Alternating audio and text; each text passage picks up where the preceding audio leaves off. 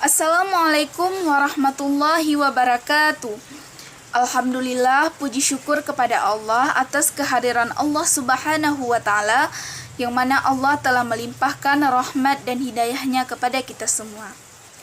Baiklah teman-teman, pada kesempatan kali ini kami dari kelompok 4 yang beranggotakan saya Supira dan teman-teman saya Tata Amanda, Yanti dan Ruhaina, dengan judul materi kami yaitu macam-macam pendekatan moral bagi anak usia dini dan metode pengembangan moral dan agama pada anak usia dini. Baiklah, yang pertama yaitu ada strategi pengembangan moral dan nilai agama pada anak usia dini. Yang pertama yaitu menanamkan rasa cinta kepada Allah Subhanahu wa Ta'ala. Di antara cara membimbing anak menuju akidah yang benar adalah dengan mendidik mereka untuk mencintai Allah. Pendidikan ini harus diberikan sejak dini. Pada saat tersebut, mulailah mereka diperkenalkan kepada makhluk-makhluk Allah seperti manusia, hewan, dan tumbuh-tumbuhan yang terdekat di sekitar mereka. Selain itu, juga perlu diupayakan adanya keterikatan antara mereka dengan yang telah menciptakannya, pemilik keagungan, pemberi nikmat, dan maha dermawan. Kedua, yaitu menciptakan rasa aman. Perasaan aman dan ketenangan adalah kebutuhan yang mendasar yang selalu didambakan anak. Pembelajaran ataupun contoh-contoh positif yang diberikan oleh orang tuanya maupun oleh guru-gurunya. Yang ketiga, yaitu mencium dan membelai anak. Mencium anak merupakan hal yang mampu memenuhi kebutuhan akan rasa kasih sayang, karena setiap ciuman adalah satu derajat di surga dan jarak antara derajat satu dengan yang lain adalah 500 tahun. Jika seseorang mencium anaknya, maka Allah akan menuliskan untuknya satu kebaikan. Baiklah, yang keempat yaitu menanamkan cinta tanah air. Strategi dalam pengembangan moral dan nilai agama untuk anak usia dini salah satunya adalah menanamkan rasa cinta tanah air sejak dini. Cinta tanah air ini dapat diperkenalkan pada anak melalui kegiatan upacara bendera, mengingat hari-hari pahlawan, atau mengingat hari-hari kemerdekaan. Yaitu meneliti dan mengamati. Anak memiliki kecenderungan alami untuk meneliti, sehingga dia mendapatkan pengetahuan. Kemudian, dia kembangkan berdasarkan pengalaman dirinya. Tidak adanya pengalaman dalam beberapa hal dapat menyebabkan terjadinya kecelakaan, karena adanya dorongan untuk selalu mencoba. Baiklah, presentasi selanjutnya yang akan dilanjutkan oleh teman saya Tata Amanda. Assalamualaikum warahmatullahi wabarakatuh. Saya Tata Amanda Oktaviani. Di sini saya akan membahas tentang materi sebelumnya. 6. Menyentuh dan mengaktifkan potensi berpikir anak. Strategi pengembangan moral dan nilai agama untuk anak usia dini dapat dilakukan dengan menyentuh dan mengaktifkan potensi berpikir anak melalui cerita atau dongeng. Yang ketujuh ada memberikan penghargaan. Melibatkan anak dalam beberapa kegiatan akan menjadi strategi yang cukup efisien dalam pengembangan nilai-nilai agama dan moral. Anak akan merasa dibutuhkan dan terbiasa membantu orang lain. Penghargaan juga dapat diberikan kepada anak setelah selesai melakukan tugasnya. Yang kedelapan ada pendidikan jasmani. Pendidikan jasmani merupakan kebutuhan seorang anak. Kegiatan jasmani ini bisa dalam bentuk olahraga maupun kegiatan permainan yang merangsang pertumbuhan fisik motorik anak. Pertumbuhan anak menjadi optimal dengan kegiatan olahraga atau permainan. Kesembilan ada teladan yang baik. Strategi dalam penanaman nilai-nilai agama dan moral adalah dengan memberikan keteladanan yang baik. Anak membutuhkan role model dalam proses pengamatan atau proses perkembangan. Yang ke-10 ada pengulangan dalam proses pembelajaran. Cara-cara mengulang dapat dilakukan dengan A. Memperdengarkan bacaan Al-Quran, B. Bahasa asing, C. Memperkenalkan nama-nama dengan cara bermain dan menunjukkan gambar, D. Memperkenalkan warna dengan menunjukkan kepadanya dalam bentuk benda-benda yang ia kenal seperti warna-warna dan gambar. E. Membacakan cerita atau dongeng. F. Memperkenalkan aroma dan buah melalui buku. Yang ke-11 ada melakukan kebutuhan bermain. Bermain akan merangsang perkembangan otak atau pertumbuhan fisik. Permainan tersebut dapat dikemas menjadi permainan edukatif yang menyenangkan. Bermain merupakan kebutuhan jasmani dan biologis, artinya bermain adalah kebutuhan dasar anak yang harus dipenuhi, dan terpenuhnya kebutuhan ini akan merasa senang anak akan merasa senang, nyaman, dan selalu dalam kebahagiaan. Selain itu, dengan bermain, jasmani akan menjadi segar bugar, sehingga akan berpengaruh pada pertumbuhan dan perkembangan anak selanjutnya.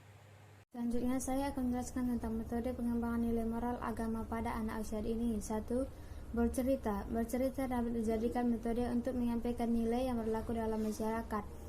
Beberapa hal yang dapat digunakan untuk memilih cerita dengan fokus moral diantaranya: A. Pilih cerita yang mengandung nilai baik dan buruk yang jelas. B. Pastikan bahwa nilai baik dan buruk itu berada pada batas jangkauan kehidupan anak. C. Hindari cerita yang memeras perasaan anak, menakut-nakuti secara fisik. 2. Bernyanyi. Pendekatan penerapan metode menyanyi adalah suatu pendekatan pembelajaran secara nyata yang mampu membuat anak senang dan bergembira. Anak diarahkan pada situasi dan kondisi fisikis untuk membangun jiwa yang bahagia, senang, menikmati keindahan, mengembangkan. 3. Bersajak. Sajak diartikan sebagai perselisihan bunyi suku kata dalam syair, pantun, dan sebagainya, terutama bagian akhir suku kata.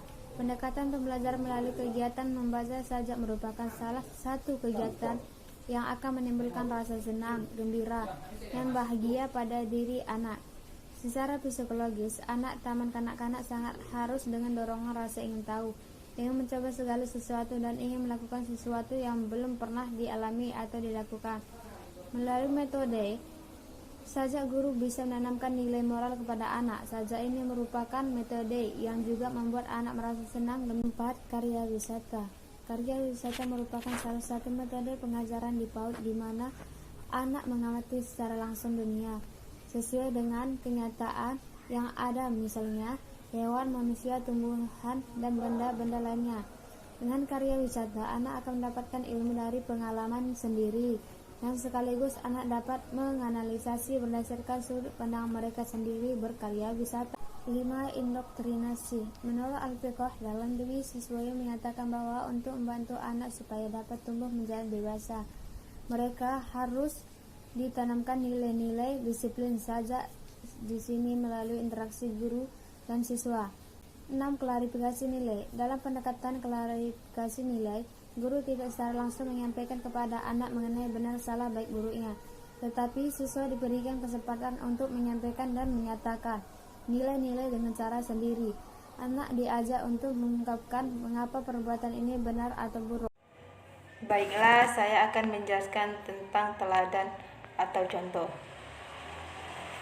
Anak mempunyai kemampuan yang menonjol dalam hal meniru. Oleh karena itu, seorang guru hendaknya dapat dijadikan teladan atau contoh dalam bidang moral. Pembiasaan dalam perilaku. Kurikulum yang berlaku di AUD terkait dengan penanaman moral lebih banyak dilakukan melalui pembiasaan tingkah laku dalam proses pembelajaran.